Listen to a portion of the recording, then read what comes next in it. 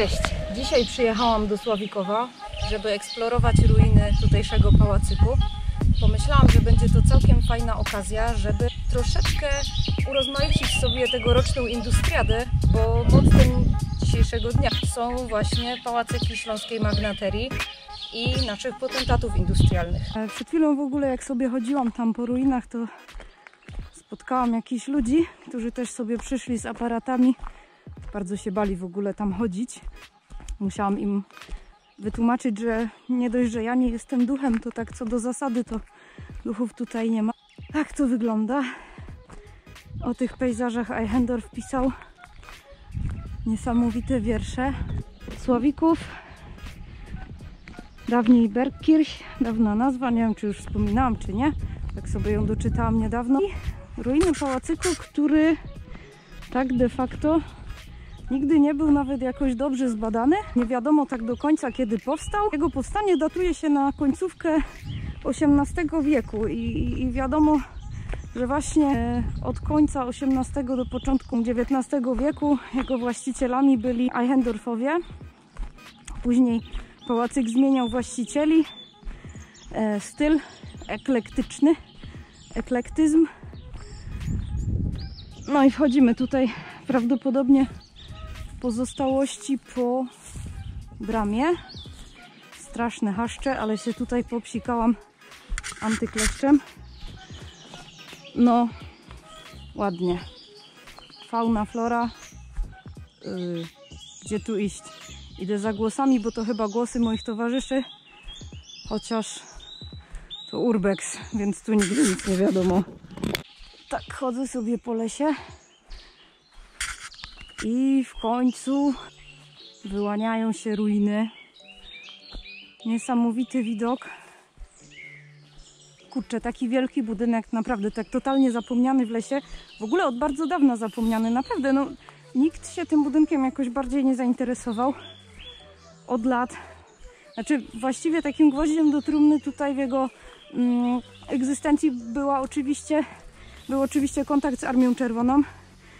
Bo oni podobnie jak wszystko, czego się na Śląsku chwycili, no to czego nie mogli wykorzystać, to zniszczyli.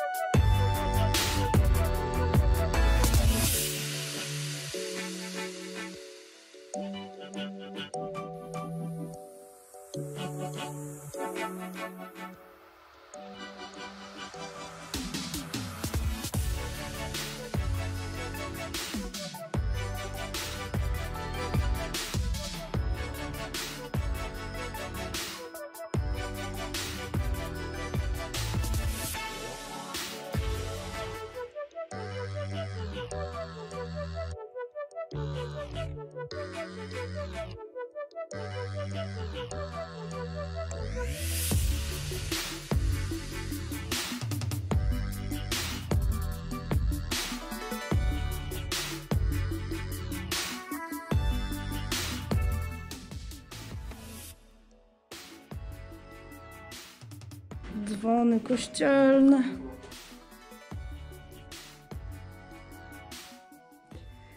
No, a tutaj z kolei, bo kolejna część piwnic, tu jest wszystko przykład pod tytułem jak nie robić urbexu. Gdzie tu jeszcze są te farmazony popisane? No. I to właśnie, a już najbardziej mnie rozwala, jak ktoś właśnie robi jakieś takie głupkowate graffiti i podpisuje, że na przykład skądś tam Urbex Crew, a to totalnie właśnie nie ma nic wspólnego z urbexem, tylko to jest chamstwo, wandalizm.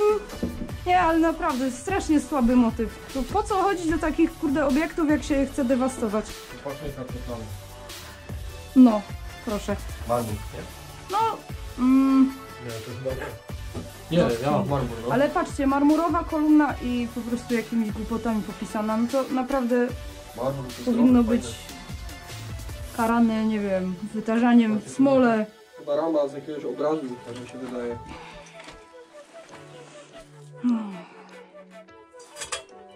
Tam garnuszek jakiś? Konserwa 45. O, 45 to już tylko ewentualnie... Piękny, piękny model. W 45 to bardziej rozkradali niż przynosili tu cokolwiek, niestety.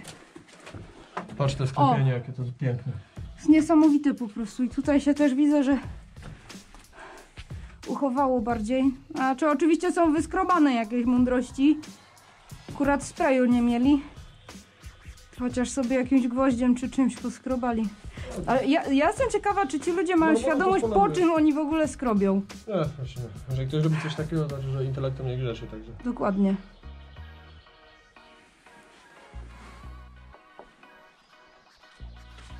Ale marmur to spoleruje, wiesz?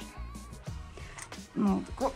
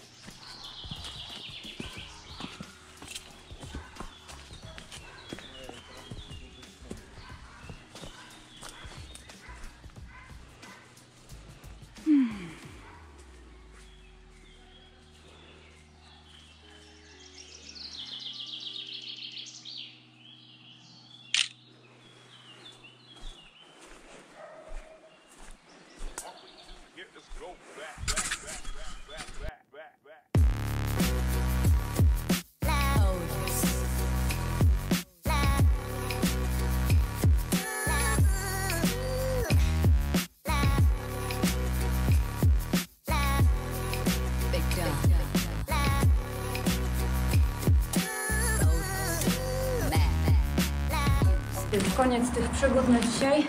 Było super. To jest jeden z takich bardziej znanych obiektów, dlatego pozwoliłam sobie na podanie jego lokalizacji. Tak jak mówię, jest w zasadzie bardzo blisko zabudowań. Naprawdę bardzo powszechnie znany obiekt. Strasznie zapuszczony. No i dziwię się tak, że nigdy nie był jakimś przedmiotem głębszych badań.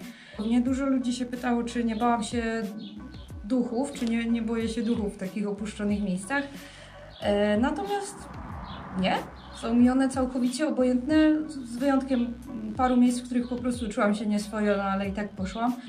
No takie miejsca mają z pewnością klimat unikatowy, natomiast chodząc po ruinach bardziej boję się, że po prostu znajdę trupa albo co gorsze kogoś żywego, kto w dodatku ma złe zamiary. Zapraszam Was na Facebooka. Na pewno niedługo napiszę relację z tego miejsca, a pisanie idzie mi, przypuszczam, lepiej niż kamerowanie. I wbijajcie też na mojego Instagrama. Dzięki!